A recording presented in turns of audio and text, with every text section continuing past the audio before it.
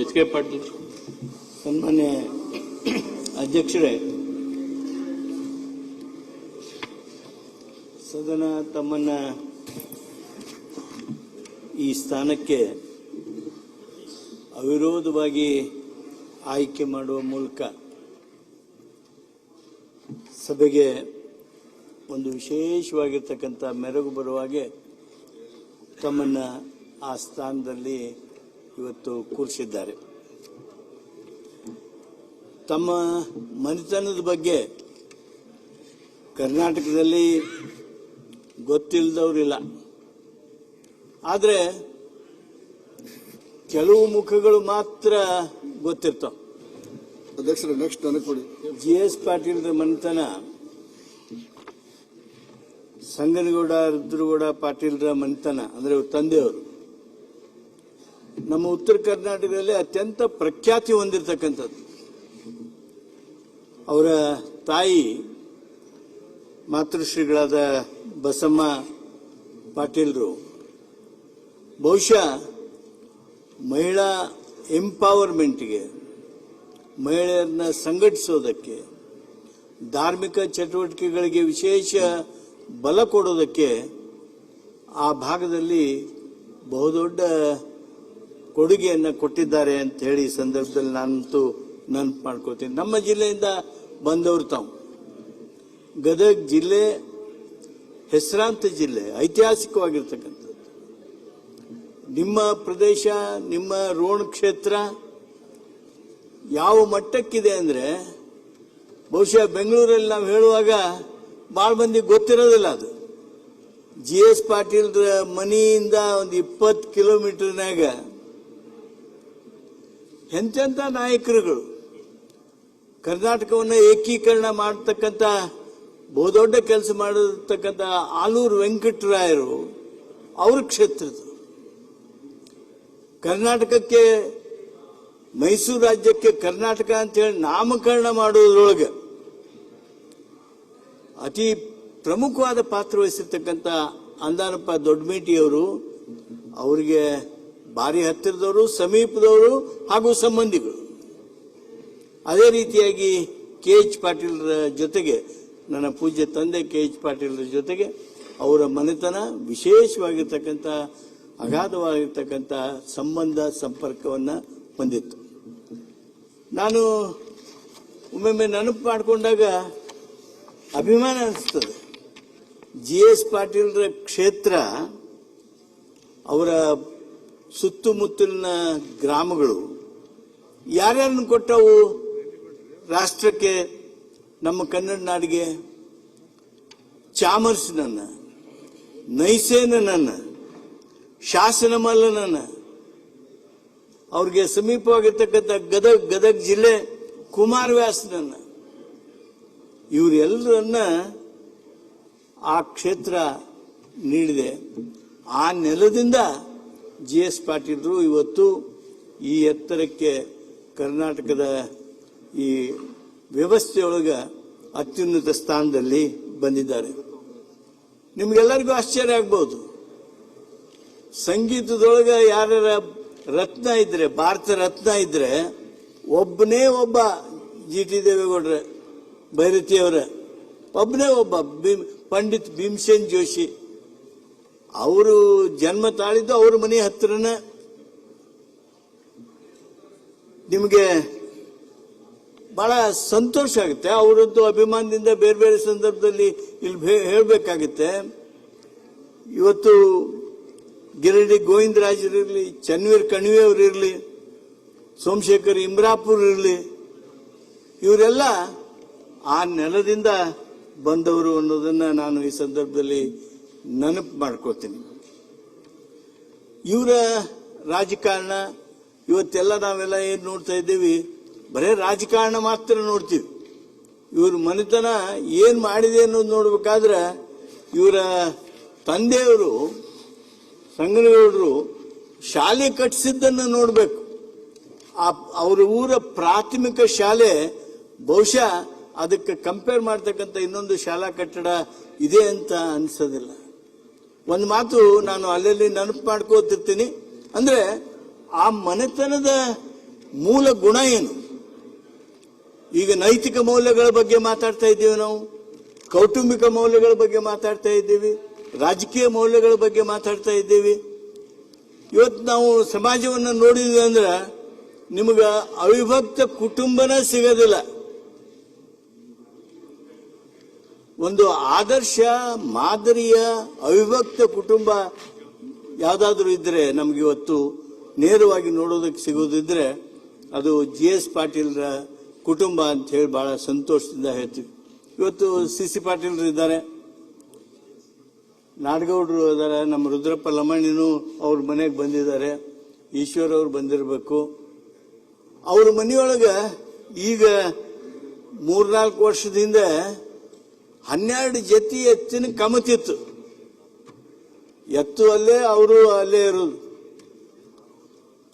ಅಂತ ಒಕ್ಕಲ್ತನ ಮನೆ ಇವತ್ತು ಎಲ್ಲರ ಮನೆಯಾಗೂ ಎತ್ತು ಹೋಗಿದ್ದಾವೆ, ಕಡಿಮೆ ಆಗ್ತಾ ಇವೆ.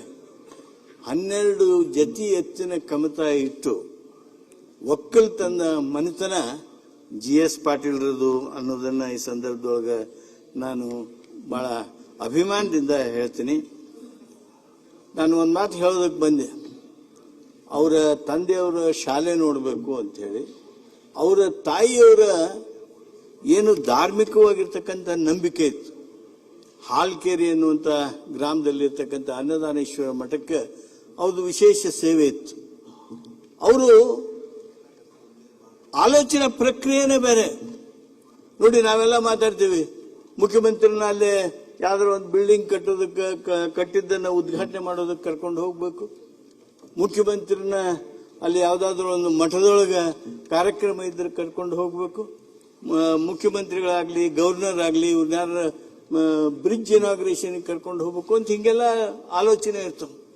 ಇವ್ರ ತಾಯಿ ಸುಮಾರು 20 ವರ್ಷಗಳ ಹಿಂದೆ ನಮ್ಮ ಕರ್ನಾಟಕದಲ್ಲಿ ಗವರ್ನರ್ ಆಗಿದ್ರು.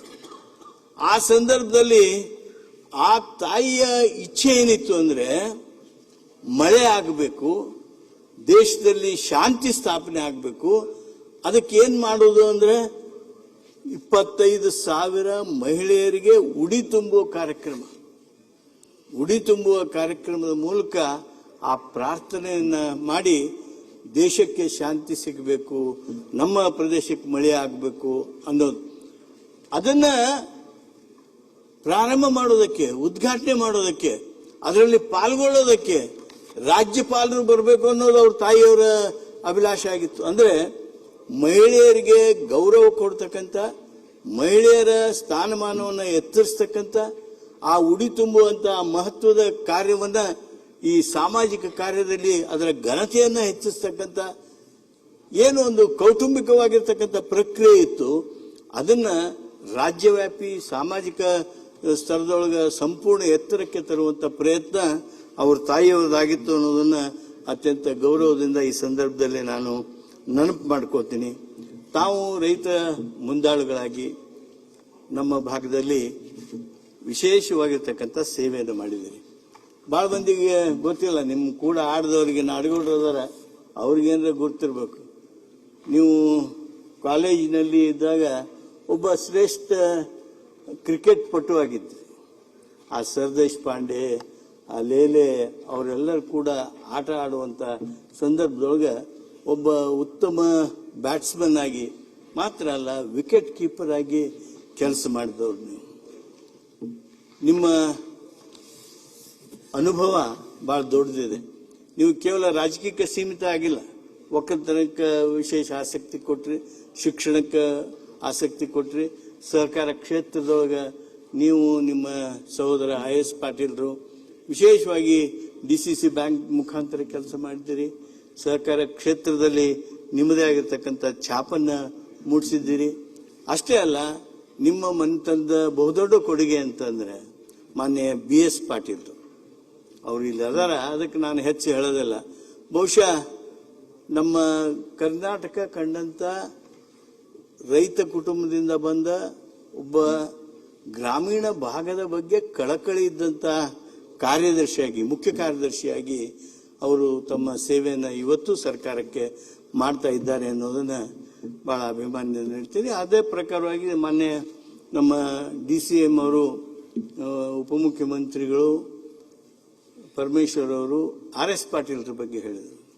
ಒಬ್ಬ ಆದರ್ಶ MP ಆಗಿ ನಮ್ಮ ಭಾಗದಲ್ಲಿ ಸೇವೆ ಮಾಡಿದ್ದಾರೆ. ನೋಡ್ರಿ, ಗದಗ ಜಿಲ್ಲೆ ಇವ್ರದ್ದು. ಬಾಗಲಕೋಟೆ ಕ್ಷೇತ್ರದಿಂದ RS ಪಾಟೀಲ್ರು MP ಕಾಂಟೆಸ್ಟ್ ಮಾಡಿ, ಲೋಕಸಭೆ ಕಾಂಟೆಸ್ಟ್ ಮಾಡಿ ಬಹುದೊಡ್ಡ ಅಂತರದಿಂದ ಗೆಲುವನ್ನು ಪಡೆದರು. ಅಂದರೆ ಅವರ ಮನೆತನದ ಪ್ರಖ್ಯಾತಿ ಕೇವಲ ಗದಗ ಜಿಲ್ಲೆ ಮಾತ್ರ ಅಲ್ಲ, ನಮ್ಮ ಉತ್ತರ ಕರ್ನಾಟಕದ ಬಹುಭಾಗದಲ್ಲಿದೆ ಅನ್ನೋದನ್ನು ಈ ಸಂದರ್ಭದಲ್ಲಿ ನೆನಪು ಮಾಡಿಕೊಡ್ತೀನಿ. ಮಾನ್ಯ JS ಪಾಟೀಲ್ರೇ, ತಾವು ನಮ್ಮ ಜಿಲ್ಲಾ ಕಾಂಗ್ರೆಸ್ ಅಧ್ಯಕ್ಷರಾಗಿದ್ರಿ, ಅತ್ಯಂತ ಯಶಸ್ವಿಯಾಗಿ ಅದನ್ನ ನಿರ್ವಹಿಸಿದ್ರಿ. ತಮ್ಮ ಮೇಲೆ ಬಹುದೊಡ್ಡ ಜವಾಬ್ದಾರಿ ಇದೆ. ಏನು ನಮ್ಮ ಜಿಲ್ಲೆ ರಾಜಕಾರಣದಲ್ಲಿ ಕೊಡುಗೆಯನ್ನು ಕೊಟ್ಟಿದೆ, ಆ ಕೊಡುಗೆ ಕೊಟ್ಟಿರ್ತಕ್ಕಂಥ ಏನು ಹೆಸರುಗಳಿವೆ, ಅದು ಆಲೂರು ವೆಂಕಟರಾಯರು ಇರ್ಬೋದು, ಹುಯಿಲ್ಗೋಳ್ರು ಇರ್ಬೋದು, ಅಂದಾನಪ್ಪ ದೊಡ್ಡಮೇಟಿಯವರು ಇರ್ಬೋದು, KH ಪಾಟೀಲ್ ಇರ್ಬೋದು, ಇವರೆಲ್ಲರ ಜೊತೆಗೆ ನಿಮ್ಮ ಹೆಸರು ಸೇರುವಂತ ಒಂದು ದೊಡ್ಡ ಅವಕಾಶ. ನಿಮ್ಮ ಪ್ರಯತ್ನ, ನಿಮ್ಮ ವಿಶ್ವಾಸಕ್ಕೆ ತೆಗೆದುಕೊಳ್ಳುವಂತ ನಿಮ್ಮ ಶೈಲಿ, ಏನು ನಿಮ್ಮದು ಫ್ರೆಂಡ್ಲಿ ನೇಚರ್ ಏನಿದೆ, ಆ ಫ್ರೆಂಡ್ಲಿ ನೇಚರು ಇಂಥವರ ಜೊತೆಗೆ ನಿಮ್ಮ ಹೆಸರು ಕೂಡಿಸ್ತಕ್ಕಂಥದ್ದು ಆಗ್ತದೆ. ನಾನು ಒಂದು ಮಾತು ಈ ಸಂದರ್ಭದಲ್ಲಿ ನೆನಪು ಮಾಡ್ಕೊಳ್ಬೇಕು. ಬಹುವರ್ಷದಿಂದ ಅನ್ನದಾನೇಶ್ವರ ಮಠ ಏನು ಹಾಳ್ಕೇರಿ ಇದೆ, ಅವ್ರದ್ದು ಶೈಕ್ಷಣಿಕವಾಗಿ ಬಹುದೊಡ್ಡ ಚಟುವಟಿಕೆಗಳು, ಅದರ ಮುಂದಾಳತ್ವವನ್ನು ವಹಿಸಿದ್ದವರು.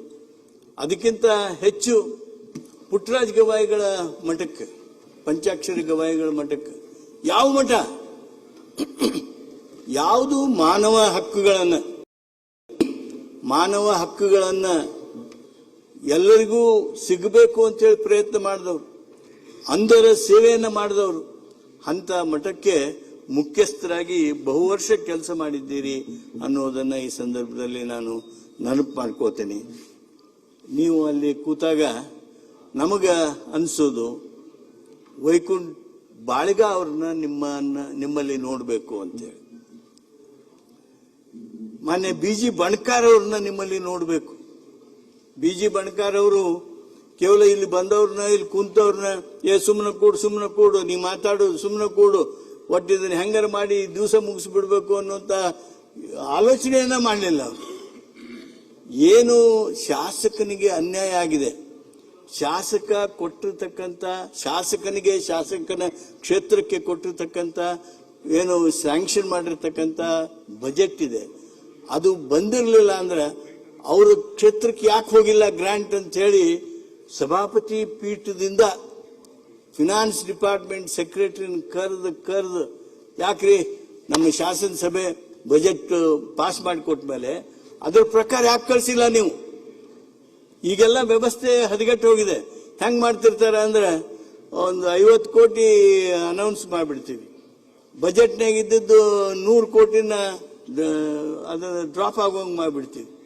ಅದು ಯಾವುದೋ ಆಗದ ಹಾಗೆ ಎಲ್ಲ ಶಾಸಕರ ಕ್ಷೇತ್ರಗಳಿಗೆ ಕೊಟ್ಟಿರ್ತಕ್ಕಂಥ ಹಣ ಈ ಶಾಸನ ಸಭೆಯನ್ನು ಬಜೆಟ್ ಅನ್ನ ಮಂಡನೆ ಮಾಡಿ ಬಜೆಟ್ ಅನ್ನ ಪಾಸ್ ಮಾಡಿಕೊಟ್ಟಿರ್ತದ, ಅದು ಆಗು ಹಾಗೆ ಮಾಡಿರ್ತಕ್ಕಂಥ ಬಣಕಾರ್ ಅವ್ರನ್ನ ನಿಮ್ಮಲ್ಲಿ ನೋಡಬೇಕು ಅಂತ ಹೇಳಿ ನಾ ಈ ಸಂದರ್ಭದೊಳಗೆ ಭಾವಿಸ್ಕೋತೀನಿ. ಅದೇ ರೀತಿಯಾಗಿ ಸೌಮ್ಯತೆಗೆ MB ವೆಂಕಟಪ್ಪನವರು ತಮ್ಮದೇ ಆಗಿರ್ತಕ್ಕಂಥ ನಿಲುವಿಗೆ ಜನರಿಗಾಗಿ ಹೋರಾಟ ಮಾಡೋದ್ರೊಳಗೆ ಕಾಗೋಡು ತಿಮ್ಮಪ್ಪನವರು, ಶಾಸನ ಸಭೆ ಎಲ್ಲ ಸದಸ್ಯರುಗಳಿಗೆ ಮಾರ್ಗದರ್ಶನ ಹಾಗೂ ಆತ್ಮವಿಶ್ವಾಸ ತುಂಬುವುದ್ರೊಳಗೆ ರಮೇಶ್ ಕುಮಾರ್ ಅವರು ಏನು ಕೆಲಸ ಮಾಡಿದ್ದಾರೆ, ಆ ಕೆಲಸಗಳನ್ನು ತಾವು ಮಾಡ್ತೀರಿ ಅನ್ನುವಂಥ ವಿಶೇಷ ನಂಬಿಕೆ ನನ್ನಲ್ಲಿದೆ. ತಾವು ಈ ಒಂದು ಅವಧಿಯೊಳಗೆ ಅದು ಎಷ್ಟೇ ದಿವಸ ಇರಲಿ, ಅದು 1.5 ವರ್ಷ ಇರಲಿ, 2 ವರ್ಷ ಇರಲಿ, ಎಷ್ಟೇ ಇರಲಿ, ಈ ಅವಧಿ ಎಷ್ಟೇ ಕಡಿಮೆ ಅವಧಿ ಇದ್ರೂ ಸಹಿತ ಆ ಕಡಿಮೆ ಅವಧಿಯೊಳಗೆ ನಿಮ್ಮ ವಿಶೇಷವಾಗಿರ್ತಕ್ಕಂಥ ಕೊಡುಗೆ ಈ ಸದನಕ್ಕೆ ಸಿಗಲಿ. ನಾವೆಲ್ಲ ಈ ಭಾಗದೊಳಗೆ ಉತ್ತರ ಕರ್ನಾಟಕದ ಬಗ್ಗೆ ಮಾತಾಡಬೇಕು. ನಮಗೆ ಉತ್ತರ ಕರ್ನಾಟಕದ ಬಗ್ಗೆ ಮಾತಾಡಬೇಕು ಅಂತ ಅಂದಾಗ ಅಲ್ಲಿ ಬೆಳಗಾವದಾಗ ಮಾತಾಡಿರಿ ಹೇಳ್ರಿ ಅಂತಿದ್ರು. ಉತ್ತರ ಕರ್ನಾಟಕದ ಬಗ್ಗೆ ಉತ್ತರ ಕರ್ನಾಟಕದಲ್ಲಿ ಮಾತಾಡೋದಲ್ಲ, ನಮ್ಮ ರಾಜ್ಯದ ರಾಜಧಾನಿಯೊಳಗೆ ಇಲ್ಲಿ ಮಾತನಾಡಬೇಕು. ಉತ್ತರ ಕರ್ನಾಟಕದ ಹಿಂದುಳಿಕೆ ಬಗ್ಗೆ ಇಲ್ಲಿ ಮಾತನಾಡಬೇಕು. ಅದಕ್ಕಾಗಿ ಅವಕಾಶ ಅವಧಿ ಸನ್ಮಾನ್ಯ ನಮ್ಮ ಖಾದರ್ ಸಾಹೇಬರು ಸಾಕಷ್ಟು ಕೊಟ್ಟಿದ್ರು ಸಹಿತ ಇನ್ನೂ ಹೆಚ್ಚಿನ ಅವಕಾಶವನ್ನ ತಾವು ಕೊಡಬೇಕು ಅಂತ ಹೇಳಿ ಹೇಳ್ತಾ ಒಂದು ಮಾತು ನಾನು ಖಾದರ್ ಸಾಹೇಬರ ಬಗ್ಗೆ ಹೇಳೋದಕ್ಕೆ ಬಯಸ್ತೇನೆ. ಬಹುಶಃ ನಮ್ಮ ಸದನವನ್ನ ಶಿಸ್ತುಗೆ ಒಳಪಡಿಸಿದವರೇ ಖಾದರ್ ಸಾಹೇಬರು. ಅದರಲ್ಲೂ ಮೊದಲ ಸಲ ಆಯ್ಕೆಯಾದವರಿಗಂತೂ ವಿಶೇಷವಾದ ಅವಕಾಶಗಳನ್ನು ಕಲ್ಪಿಸಿಕೊಟ್ರು. ಅದಕ್ಕಾಗಿ ನಾನು ಅವರಿಗೆ ಅಭಿನಂದಿಸ್ತೇನೆ. ಅದರ ಜೊತೆಗೇನೆ ಈಗಾಗಲೇ ಮಾನ್ಯ ಪರಮೇಶ್ವರ್ ಅವರು ಹೇಳಿದ ಹಾಗೆ ನಮ್ಮ ಈ ಅಸೆಂಬ್ಲಿ ವಿಧಾನಸೌಧ ಕಟ್ಟಡವನ್ನ ಸುಂದರಗೊಳಿಸಿದ್ದಾರೆ. ಅದಕ್ಕಾಗಿ ಅವರಿಗೆ ಅಭಿನಂದನೆ. ಆಮೇಲೆ ನಮ್ಮ ಹೆಗಡೆ ಅವರು ಇದಕ್ಕಿಂತ ಮೊದಲು ಇದ್ದಿರ್ತಕ್ಕಂಥ ಖಾದರ್ ಅವ್ರಿಗಿಂತ ಮೊದಲು ಇದ್ದ ಹೆಗಡೆ ಅವರು ನಮಗೆಲ್ಲರಿಗೂ ಗೊತ್ತಿದೆ. ವಿಶ್ವೇಶ್ವರ ಹೆಗಡೆ ಅವರು ನಮಗೆಲ್ಲರಿಗೂ ಗೊತ್ತಿದೆ.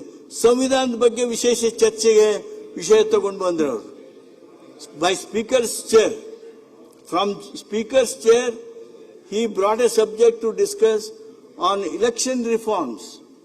ಬಹಳ ಅದ್ಭುತವಾಗಿರ್ತಕ್ಕಂಥ ಆಲೋಚನೆಯ ಪ್ರಕ್ರಿಯೆ. ಅಂತ ಆಲೋಚನಾ ಪ್ರಕ್ರಿಯೆಯನ್ನು ಸಹಿತ ತಾವು ಅಳವಡಿಸಿಕೊಂಡು ಈ ಸ್ಥಾನಮಾನದಿಂದ ತಮ್ಮ ಎತ್ತರ ಏರಲಿ, ತಾವು ಯಶಸ್ವಿಯಾಗ್ರಿ. ತಮ್ಮ ಮೂಲಕ ನಮ್ಮ ಉತ್ತರ ಕರ್ನಾಟಕಕ್ಕೆ, ನಮ್ಮ ಗದಗ ಜಿಲ್ಲೆಗೆ ವಿಶೇಷ ಹೆಸರು ಬರುವಂತಾಗಲಿ, ತಾವು ಯಶಸ್ವಿಯಾಗಿ ಅಂತ ಹೇಳಿ ಹಾರೈಸಿ ಮತ್ತೊಮ್ಮೆ ಈ ಸದನ ಏನೇ ಆಗಲಿ ಅದು ರಾಜಕೀಯವಾಗಿ ಹೆಸರು ಬಂದಿತ್ತು ಬಿಟ್ಟಿತ್ತು. ಸಿ ಪಾಟೀಲ್ರು ಹೊರಗೆ ಇದ್ರು ಸಹಿತ ಆ ಇಲೆಕ್ಷನ್ ನಡೆದಾಗ ನಾನು ಒಳಗಿರ್ಬೇಕಾಗಿತ್ತು ಅಂತ ನಿಮ್ಮಿತ್ತು. ಯಾಕೆ ಆ ಪ್ರದೇಶದ ಅಭಿಮಾನ ಎಲ್ಲರೂ ಇದ್ದು ಮಾಡಿದ್ರೆ ಭಾಳ ಚಲೋ ಇತ್ತು. ಆದ್ರೆ ನೀವು ಒಂದು ನಿಮಿಷ ಸಹಿತ ನೀವು ಹೋಗಿರಿ ಅಂತ ಅನ್ನೋ ಭಾವನೆ ನಮ್ಮೊಳಗೆ ಬರುವಂಗೆ ಮಾಡಲಿಲ್ಲ. ನೀವು ತಕ್ಷಣ ಅವರು ಆ ಕುರ್ಚಿಗೆ ಕರ್ಕೊಂಡು ಹೋಗೋದು ಸಹಿತ ವಿರೋಧ ಪಕ್ಷದ ನಾಯಕರು, ಮುಖ್ಯಮಂತ್ರಿಗಳು ಜೊತೆಯಾಗೆ ಅತ್ಯಂತ ಅಭಿನಂದಿಸಿ ಕರೆದುಕೊಂಡು ಹೋದ್ರು. ಅದಕ್ಕಾಗಿ ಮತ್ತೊಮ್ಮೆ ಅವರಿಗೂ ಅಭಿನಂದಿಸ್ತೇನೆ, ತಮ್ಮೆಲ್ಲರಿಗೂ ಅಭಿನಂದಿಸ್ತೇನೆ. JDS ಶಾಸಕರು ಅವರು ಖುದ್ದಿದ್ದನ ನಿಮಗೆ ಸಹಕರಿಸಿದ್ರು, ಅದನ್ನು ಸಹಿತ ನೆನಪು ಮಾಡ್ಕೋತಾ ಮತ್ತೊಮ್ಮೆ ತಮಗೆ ಶುಭ ಹಾರೈಸಿ ನನ್ನ ಮಾತು ಮುಗಿಸ್ತೇನೆ.